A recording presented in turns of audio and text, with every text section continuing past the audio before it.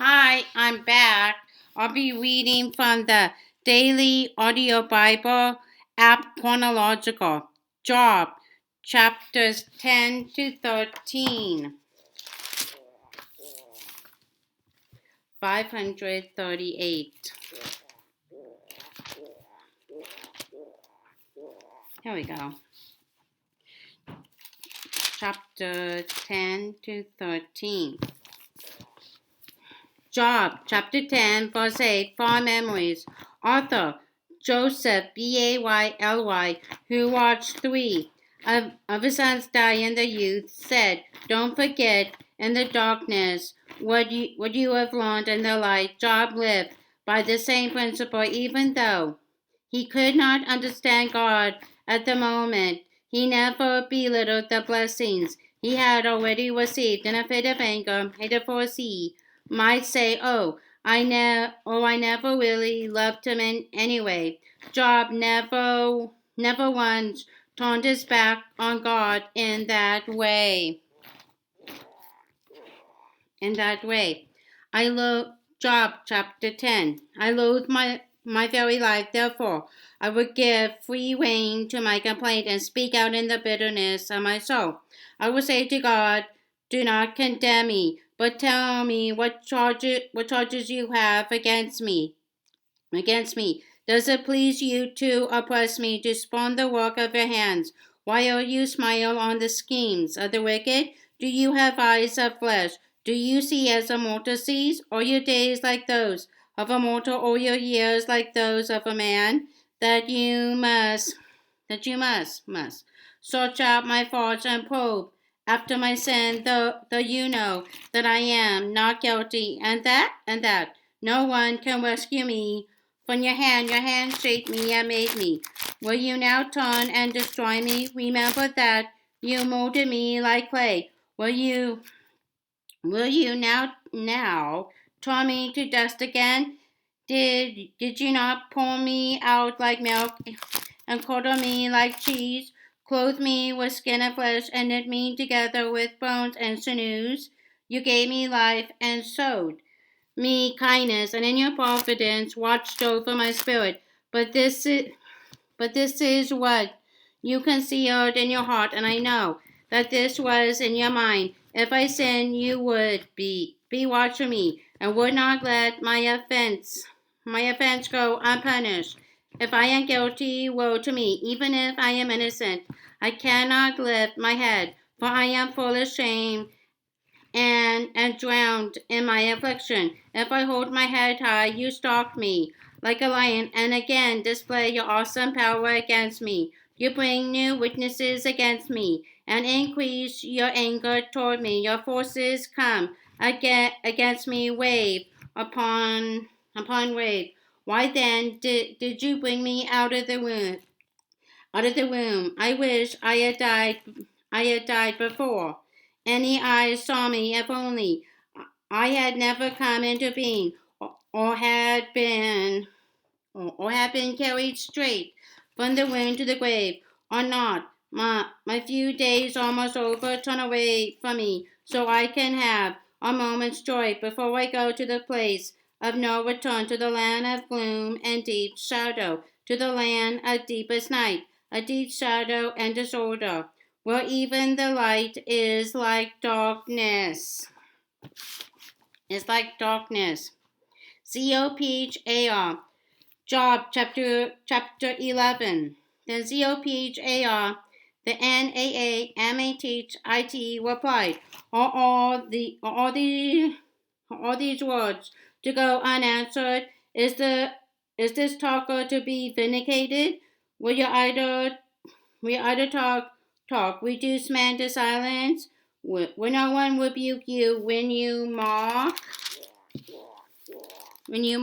You say to God, my beliefs are flawless, and I am pure in your sight. Oh, how I wish that God would speak, that he would open his lips against you and disclose to you the secrets of wisdom, for true wisdom has two sides. Know this, God has even forgotten some of your sin. Can you fathom the mysteries of God? Can you put the limits of the Almighty? They are higher than the heavens. What can you do? They are deeper than the depths of the grave. What can you know? The measure is longer than the earth and wider than the sea. If he comes along and confines you in prison, and convenes a court, who can oppose him solely? He recognizes deceitful men, and when he sees evil, does he not take note? But a witless man can no more become wise than a wild donkey's colt can be born a man. Yet, if you devote your heart to him and stretch out your hands to him, if you put away the sin that is in your hand and allow no evil to dwell in your tent. Job chapter 11, verse 14. COPHAR. The least tactful of the three friends made direct accusations against Job, repeating the common refrain that Job was being punished for some sin. In a speech recorded in chapter 12, Job agreed Job agreed in principle that God rewards the righteous and punishes the wicked, but in his own case, he knew he was innocent. No matter how convincing the arguments, he had to protest against them. Then you will lift up your face then you will lift up your face without shame. You will stand firm and without fail. You will sorely forget your trouble, recalling it only as waters gone by. Life will be brighter than noonday, and darkness will become like morning. You will be secure because there is hope. You will look about you and take your rest in safety. You will lie down with no one to make you afraid, and many will court your favor, but the eyes of the wicked will fail, and escape will elude them. The hope will become a dying gasp. A dying gasp. Job chapter 12, verse 5. Contempt, not sympathy. After his release from a Siberian prison, Alexander Solzhenitsyn gained gained fame gained gained overnight fame as a novelist. One day he was summoned to the opulent office of an admiring Soviet official. In those comfortable surroundings, the agony of the Soviet prison camps seemed very far away. It is impossible for a man who is warm to understand one who was cold. He concluded. Job accused his friends and even God of the same lack of sympathy. His complaint against God would be answered finally by the incarnation, when God voluntarily subjected himself to cold, hunger, and every other human misfortune. Job. Job chapter 12. Job. Job chapter 12. Then Job replied, Doubtless you are the people, and wisdom will die with you. But I have a mind as well as you, and I am not inferior to you.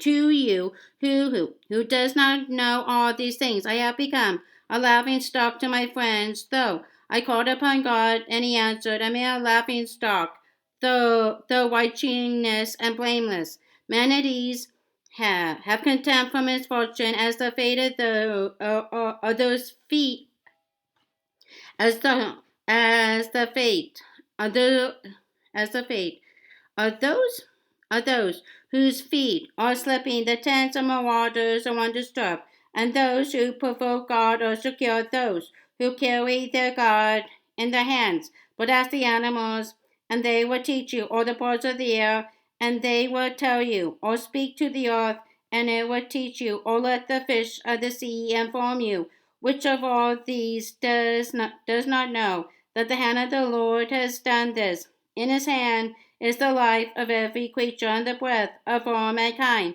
Does not the does not the e does not the air does not the air test words as the tongue tastes food? Is not wisdom found among the age? Does not long life bring understanding? To God belong wisdom and power, counsel and understanding are his. What he tears down cannot be rebuilt. The man he imprisons cannot be released. If he holds back the waters, there is drought. If he lets them loose, they devastate the land. To him belong strength and victory. Both deceive and deceive and deceiver are his. He leads counselors away stripped and makes fools of judges. He takes off the shackles.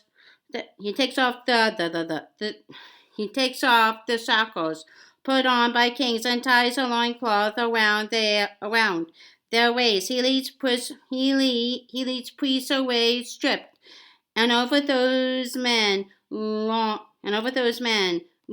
established. He silences the lips of trusted advisers and takes away the discernment of elders. He pours contempt on nobles and disarms the mighty. He reveals the deep things of darkness and brings deep shadows into the light. He makes nations great and destroys them. He enlarges nations and disperses them. He depraves the leaders of the earth of the reason. He sends them wandering through a trackless ways. They group in darkness with no light. He makes them stagger like drunkards.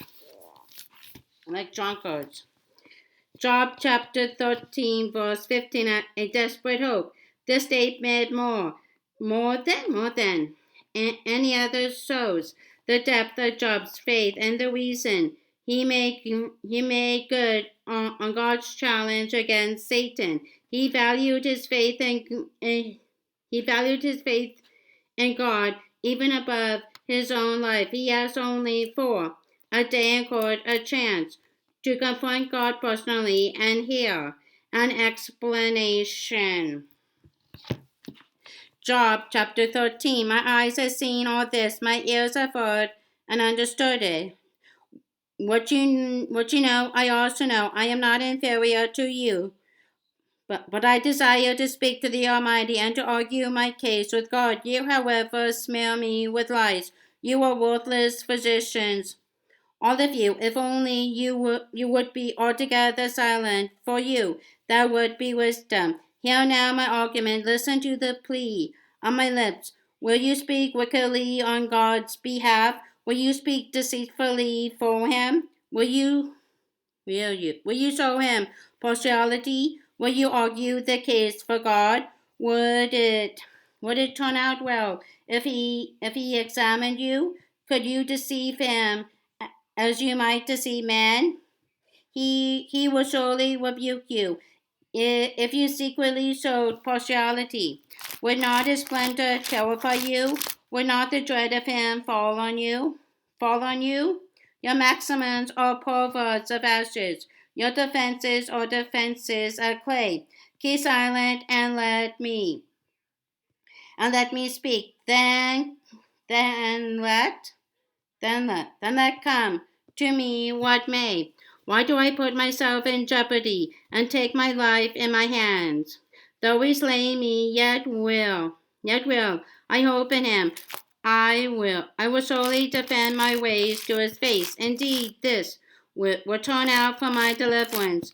For no godless man would dare come before him. Listen carefully to my words. Let your ears take in what I say. Now that I have prepared my case, I know I will be vindicated. Can anyone bring charges against me? If so, I will be silent and die. Only grant me these two things, O God, and then I will not hide from you. And then I will not hide from you. Withdraw your hand far from me, and stop frightening me with your terrors. Then summon me, and I will answer. Or let me speak, and you reply. How many wrongs and sins have I committed? Show me my offense and my sin. Why do you hide your face and consider me your enemy. Will you torment